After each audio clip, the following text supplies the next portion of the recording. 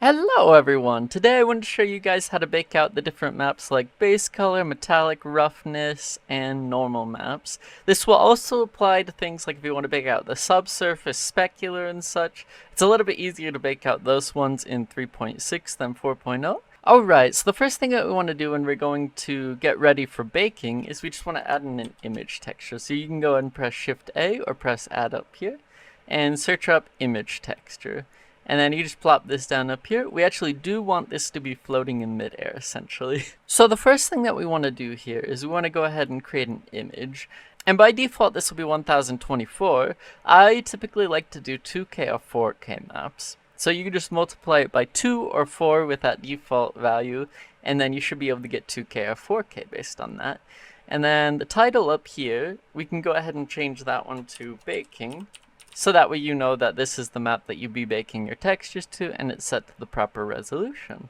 And you want to make sure that alpha is not checked, otherwise it might start trying to bake out alpha. I've had that issue before, so it's better to have this unchecked when you're doing baking and such. So that we can go ahead and press OK, because all these other settings are just fine. Now that we've done this part, the next thing that we want to do is we want to go ahead and copy this to any other slots that we have on our specific object. So we can go ahead and go to slot 2 over here, and just go ahead and paste this in here. And to copy and paste, you can just right click and copy it and then paste it in here with right click as well, or you can press Ctrl C and Ctrl V to do it. So the first thing that we're going to be baking is our base color in here. And essentially to do that, we want to connect our wave texture, in my case, directly to the material output. And if you hold Ctrl and Shift and then right click on this one, it will actually auto link it up to this guy. And when you do this, you can notice that the object looks slightly different, especially your texture on here. And this is because it's turned your wave texture, or whichever texture you have on your object, into an emission, which gives you an exact color range, essentially, which is perfect for baking because then you won't have any distortion. So now after you've done that, you want to click on this in this material slot on the image, and then drop down to your second one, and do that same thing for your second one. Whichever one's going into your base color, just go ahead and go Control Shift, click, and then bring it straight into this guy. And then make sure that you have this guy clicked again. It's very important that these are selected because it won't be able to bake to a proper image if you don't have it selected.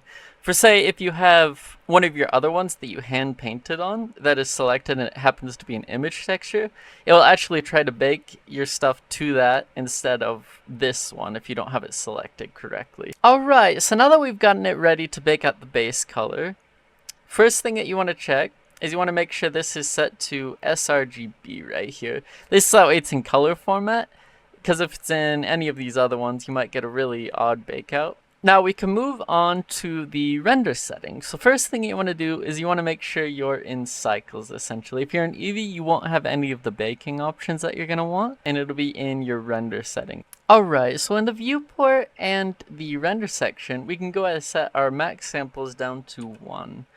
So we just go ahead and plop that down in there. And this will tremendously speed up your baking process. You don't need any more than 1 because it will not affect your actual texture quality, essentially. Now, after we set this one up, and these are on 1, we can actually go down to the bottom 4 and we'll see a baking option. We can go ahead and drop that one down. And by default, it's set to combined, and we do not want it to be uncombined. We can actually swap it to emission. And the reason why I want to swap it to emit here is because we turned this color value into an emission right here, as long as this object is selected.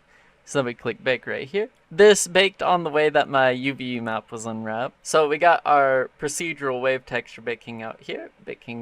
And right now we cannot actually see the bake.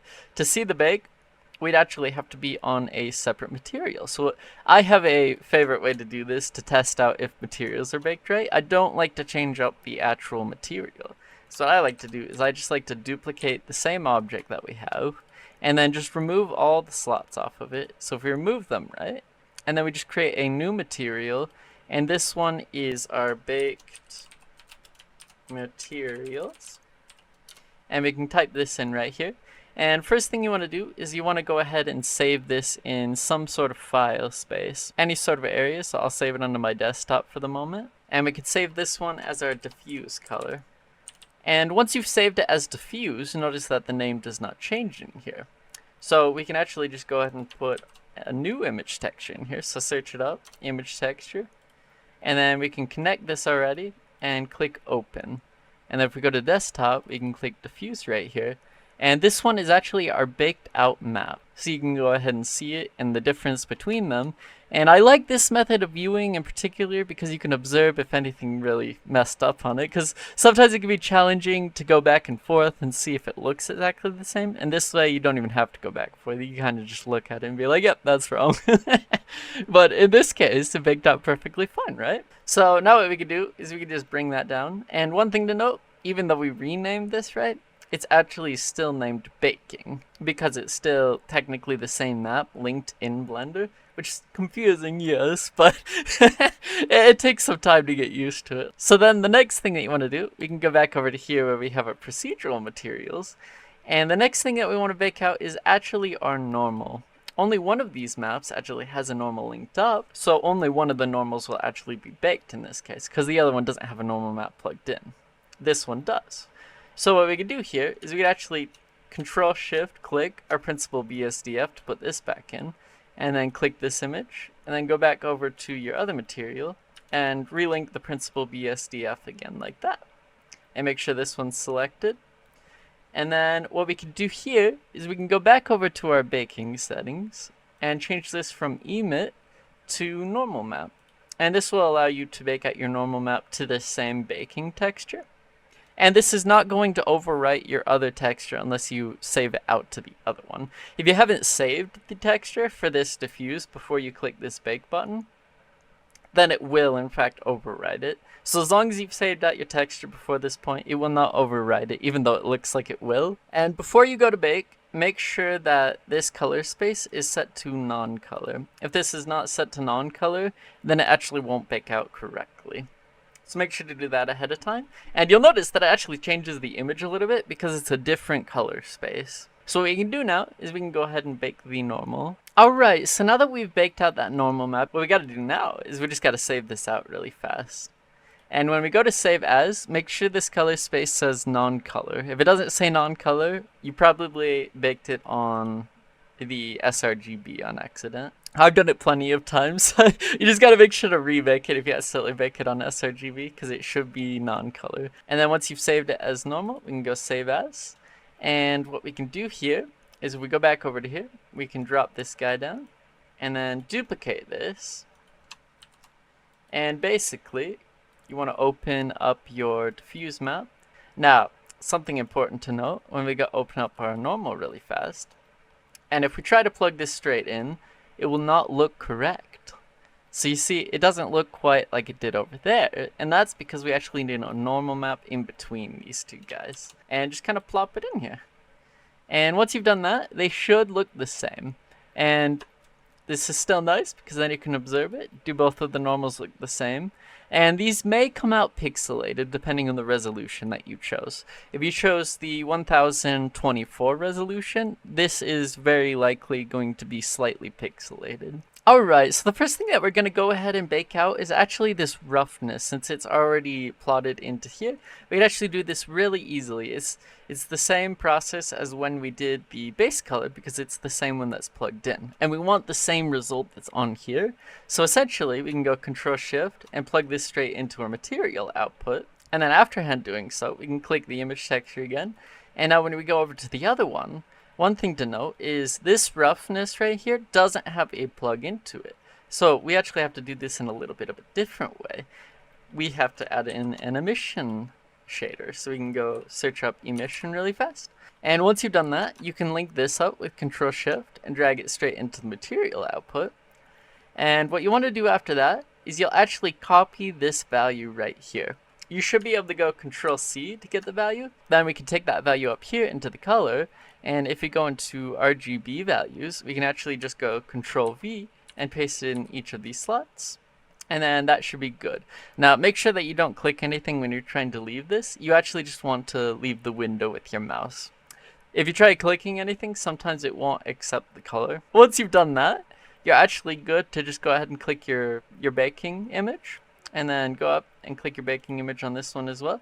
And make sure it's on non-color because we're not baking the base color. So then what you want to do is you want to swap your bake type from normal to emit again. And we can go ahead and click bake. Now the reason why we're not doing it with the actual roughness bake type is because the roughness bake type I've had a lot of issues with before in the past, and it doesn't give me a proper bake. It's usually somewhat off from what it should be, so it never looks correct in my experience. At least in my experience, it never looks correct, so it's always good to do the emission because you always get an accurate value if you do that. It looks similar to what our base color looked like, except for it doesn't have the design in the center because the roughness was actually a solid value, whereas for the wave texture still creating the roughness value, so these look slightly different. And then we could save this one as a roughness. Now, when you're going to save these out, it is very important that you do not click save on these, because if you click save, it'll save it to the previous bake. So once you've done that, you've basically overridden your previous one, which would be the normal in this case, if you didn't click save as. So you'd actually have to rebake your normal maps if you accidentally click save, most likely. So now that we've done that, we can go ahead and go over to this object guy again, and we can go ahead and duplicate this guy, and we'll want to open up our actual normal map on this one again. Make sure when you open it, it's not set to sRGB, otherwise, once again, it will not look correct. So we can go ahead and set this to non-color, and you see there's a big difference between when you swap these color spaces, so you always got to make sure they're correct. And then this one, we can go ahead and open up the roughness. Even though it's the same as the baking, it's always good to double check that it actually is the same. Now we can drag this one straight onto the roughness, and our value should look the same because you see it's that same reflection in there. But notice we don't have the same preview anymore. So what you can do to fix that is we can literally just link up our principal BSDF again in both of these material slots if you're trying to observe if they look the same. So now we can compare them from side to side. Lastly, we can go ahead and bake out this metallic map. It'll be the same way as when we use the emission. Right now it's at 0, but we can actually mess with this.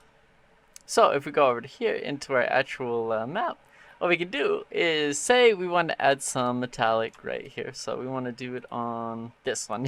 I was trying to figure out which one was the front material here. So if we just turn up the metallic here, we can really see that come in. So we just bring that up to like 700 per se, and we can go ahead and copy this right here. And then we can go ahead and paste that in all of our color values like we did beforehand. And now this value right here will be the same metallic value that we got on there.